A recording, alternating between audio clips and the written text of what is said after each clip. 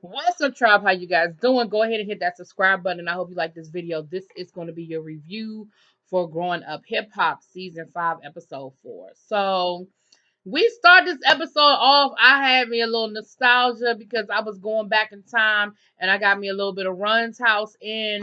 We saw Reverend Run with the kids in the kitchen making some homemade pizza. It was so great to see. The one thing I have been missing for these last couple of seasons has been Reverend Run. I mean, it's funny because the show started off with just Angela. Then Vanessa came on. Then JoJo came on. And so I was like, I was so glad to see a little bit of Reverend Run. We have seen Russell Simmons on a few episodes here and there. But for whatever reason, Run, I guess he didn't want to be a part of it or whatever, which again, I'm cool with that because this is supposed to be the kids. So I'm cool with the parents having limited exposure on the show. Pep. So we start this episode off, like I said, they're just kind of hanging out in the kitchen, but we see that JoJo wants to have a deeper conversation with his dad. He said he grew up in a big family. He wants to have a big family. He was like, he at least wants to have another child, but his wife to be is not having it. She ain't trying to hear it. She doesn't want any more children. And she explains later on, she explains to us that it was a hard pregnancy. She had to have an emergency C-section, and she just didn't want to. She just doesn't want to go through that again. And again, I think a lot of times women just take for granted, not women, people, I'm sorry, take for granted that pregnancy is easy for women. I don't think they realize how much is actually put on a woman's body and what a woman goes through mentally and physically. And especially when you had to have an emergency C-section, and she said her heart rate dropped, the baby's heart rate dropped, and she's probably just scared of it not working out the next time. And I can 100% understand it.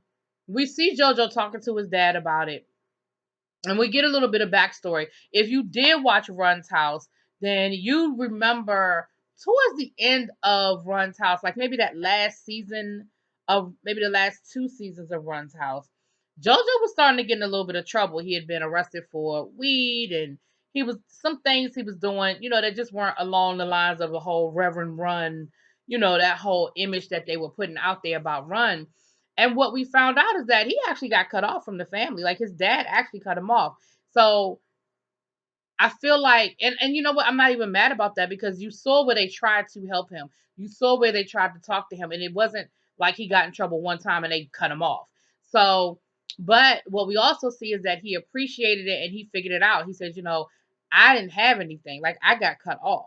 And so I didn't have money. And I had to figure it out. And he said, I'm glad that we're in a better place now. And, I'm glad that me and my dad can talk. And so we saw them playing basketball and sort of just talking about things. He asked his dad to officiate the wedding. So his dad is going to marry them.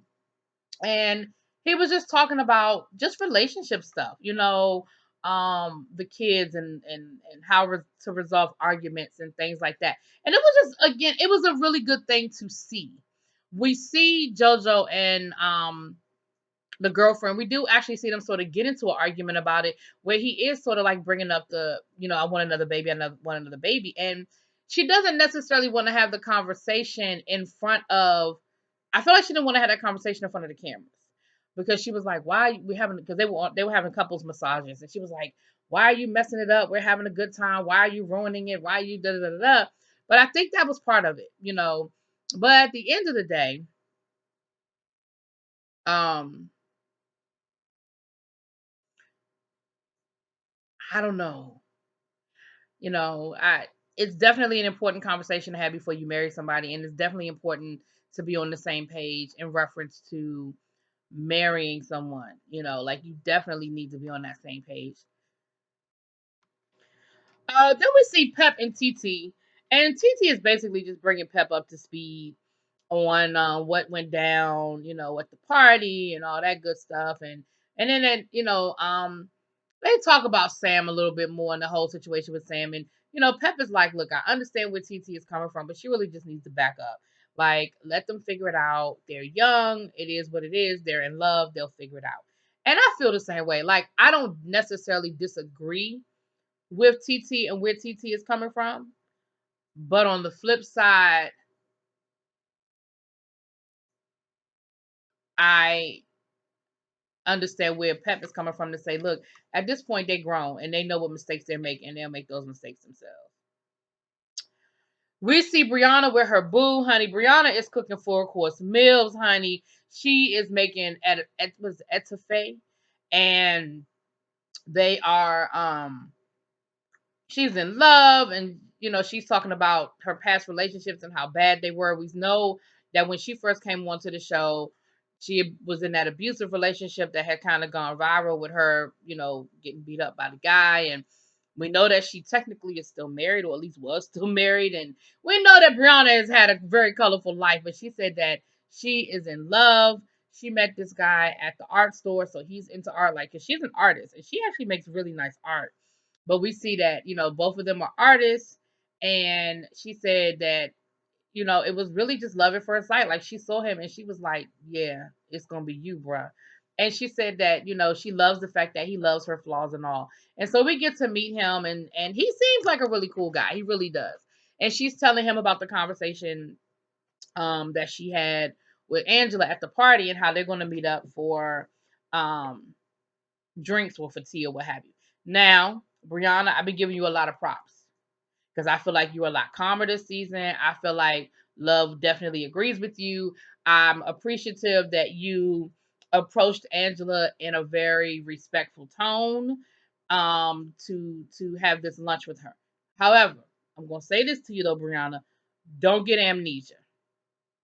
Because Brianna wants to make it seem like, well, she just doesn't understand my form of humor, and I don't really think what I did was so bad, and I don't really understand why she has a problem with me. Brianna, in season 1, you straight up rolled up on her real nasty, like. I mean, you were real nasty to her. You were talking to her crazy. You were, calling her stuck up and that she was this and she was that. Like, come on, Brianna, let's not get brand new. Let's not forget how it really went down. Okay, Bree Bree? Okay, now don't do that because you did the most. But I am glad that they are going to sit down and talk. Now, here's what's funny. Y'all, let me tell y'all who I love. Can I tell y'all how much I love Lil Twist? Baby. She said she gonna get Lil Twist to go with her to the meeting with Angela because she wants to make sure that there's a neutral party there just in case things go left. And I'm just like, Lord have mercy. We'll get back to that later. TT and Egypt go for like a facial. They go to like a little spa thing, little facial or whatever, facial. And TT once again attempts to have the conversation with Egypt in reference to her relationship with Sam. She's talking to him about work and does he have a job and how's he taking care of his kids. Come to find out, Sam been driving for Uber Eats, and and Egypt was like, well, he's not a deadbeat. I mean, he takes care of his children. He's not a deadbeat. And I'm like, but he don't work.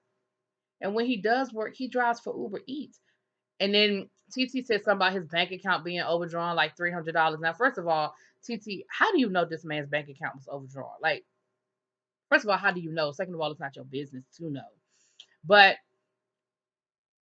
Egypt, I think, did a really good job of defending him, defending her relationship with him in a respectful tone. But at this point, TT, we know how you feel. You don't like Sam. You think Sam, is a deadbeat. You think Sam ain't about nothing. Okay, we got it.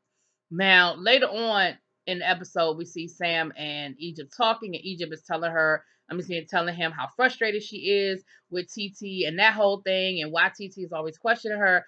And then Sam proceeds to say, well, that's because she want what you got. Let's just face it. Your cousin wants me.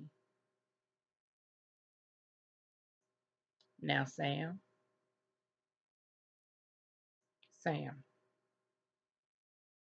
nobody wants you. Nobody wants you, Sam. Certainly not TT. Like, there's no point in my body that makes me think that TT wants you. So we're not even going to go there. Brianna, Lil Twist, and Boogie meet up for lunch. Look, let me tell y'all something. That daggone Lil Twist showed up for lunch in his robe and some slippers. Normally, that's the kind of thing that would irritate my soul. But because of his personality, because he's so cool about stuff, I'm just like, what you gonna do? Like, what you gonna do? But at lunch, they proceed to tell Brianna that Sam is going to propose to Egypt, that they're going to get married. And Brianna is not feeling it either. Brianna is like, he ain't this, he ain't about it, he ain't never going to be about it. He don't have nothing. Why? We got to stop it. We can't let this happen. And nobody else is really feeling it, but I think TT and Twist are the most. I mean, TT and Brianna are the most like animated about making sure that it just doesn't happen. Like, no, this isn't gonna happen. No, no, no. But Brianna was really upset. Like, she was really upset. So we'll get there. Dame Dash and his fiance, they're in a whole baby store. Now the woman ain't even showing yet, but they in a whole baby store looking for baby stuff. And of course, he proceeds to talk about the situation he's got going on with his daughter, how she wrote the declaration on him. He said what it sounds like happened was he went to court to get more visitation, and his other daughter wrote a letter to the judge basically saying why he should not have visitation. Um, he's upset by it, he's hurt by it, he's bothered by it. Um, and he doesn't understand why she would do that to him.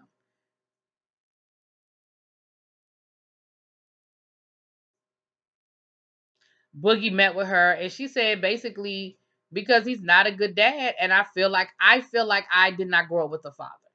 I don't want my sister to go through the same thing I went through basically. And and what it is it's just a letter to the judge. It's not, from my understanding, it's not like a testimony or anything. Well, I guess it is sort of a written testimony, but y'all know what I'm saying. It's not like she testified in front of the judge and the lawyers asked her questions and stuff. She just wrote a letter to the judge saying, look, this is my experience with my father. This is why I think my sister should or should not have more visitation with my dad, and these are my reasons why. And they're not getting into everything that's in there, and they probably can't get into everything that's in there.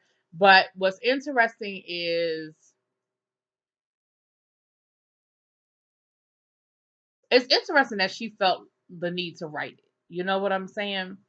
And Boogie is sort of in the middle because he's like, look, I know how my dad is, and I don't necessarily disagree with how she feels, but at the same time, it's sort of like, why would you say that? He's kind of like, why would she do that? So I don't know, you guys, but we'll see what it is. Last but not least, we see Brianna, Lil Twist, and Brianna's boyfriend are actually on their way to meet up with Angela. Now, I don't know why Brianna necessarily feels like she needs to bring people with her. Because at first I thought she was gonna roll up in there with Lil Twist. And the whole way there, he's trying to talk to her and basically let her know, look, you gotta have a positive attitude. Don't go in there anticipating it's gonna be a negative experience. Don't go in there anticipating it's gonna be an issue. Walk in there with positive vibes. It's gonna be good, because y'all know that's the kind of dude he is. Her boyfriend is with her. Her boyfriend, I think, is nice. I'm just concerned because in two scenes, her boyfriend had on the same outfit. Now, I don't know if it was filmed on the same day, but he had on the same shirt both times. I'm a little concerned, but it had a logo on it, so I'm wondering if he is advertising a product. I don't know.